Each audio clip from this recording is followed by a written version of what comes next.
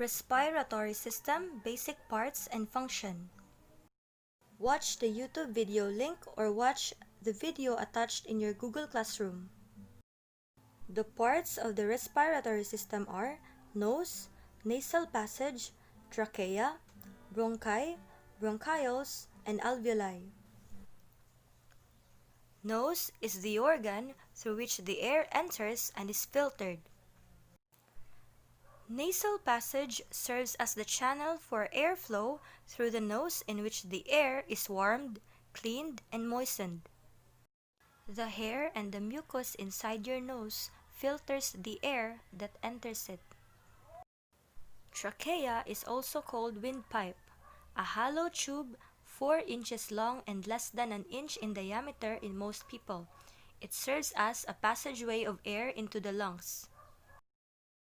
Bronchi is also called bronchial tubes, as shown by the arrow in the picture.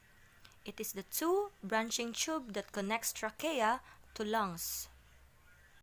Bronchioles. Bronchioles are the finer subdivision of bronchi.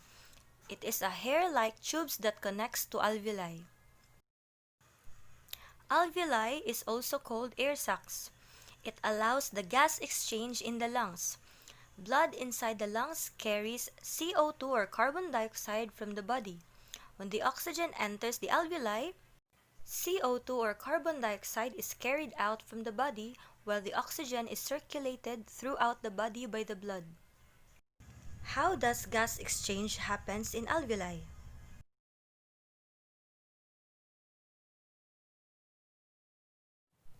When we breathe air or oxygen, it enters to our nose or mouth, and then it enters to our trachea,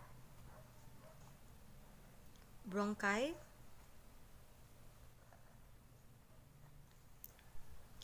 bronchioles, and then to alveoli.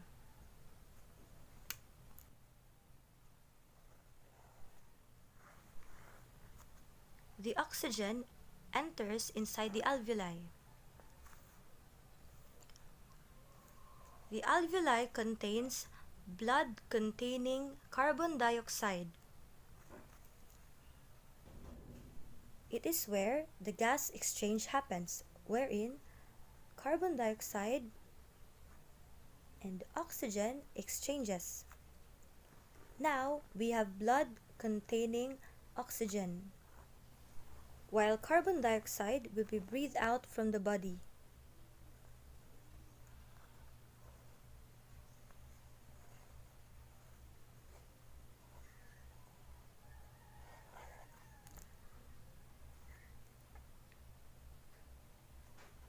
CO2 is breathed out from the body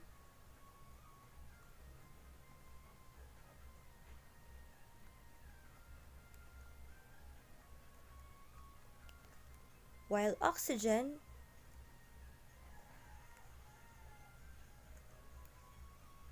is circulated throughout the body.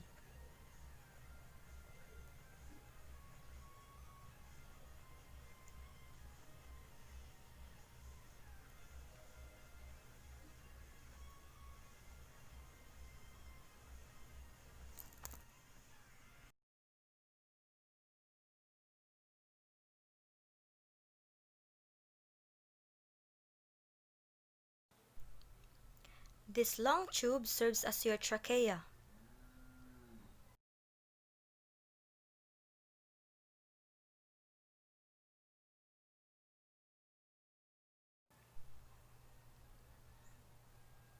While this two large branching tube of trachea serves as your bronchi.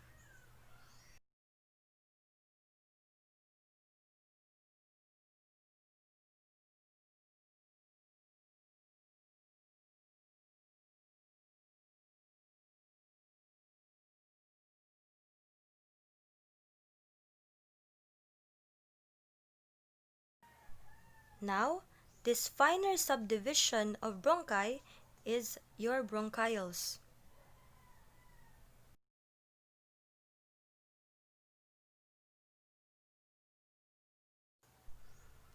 Now, alveoli is connected to your bronchioles. It is also called the air sacs. It is where the gas exchange happens. Bronchi, bronchioles, and alveoli is found inside your lungs.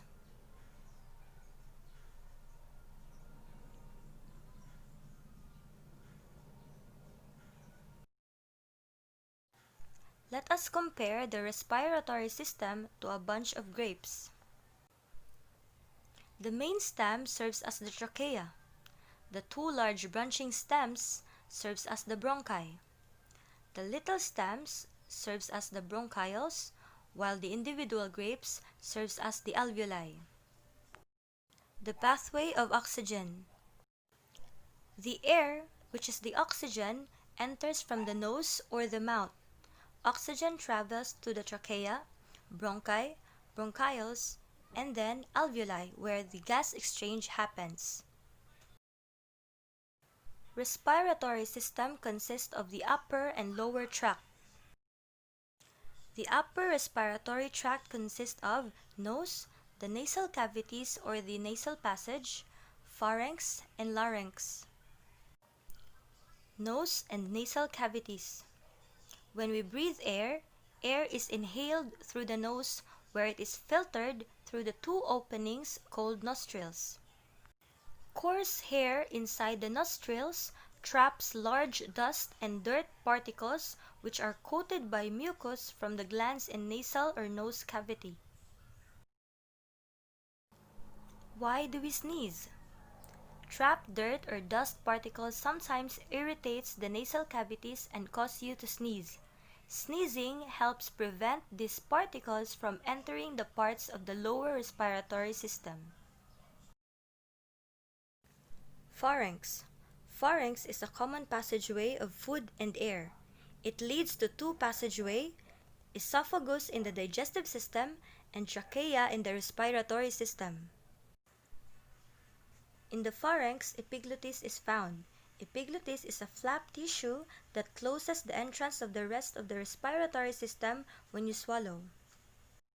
When we eat food, epiglottis closes to prevent it from entering the respiratory system.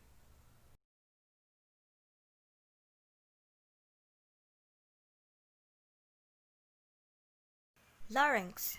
Larynx is also known as the voice box, where vocal cords are found. It produces our voice. Air rushes out of the lungs, causing the vocal cords to vibrate and make sound. The lower respiratory tract. The lower respiratory tract consists of trachea, and inside the lungs are the bronchi, bronchioles, alveoli, and diaphragm.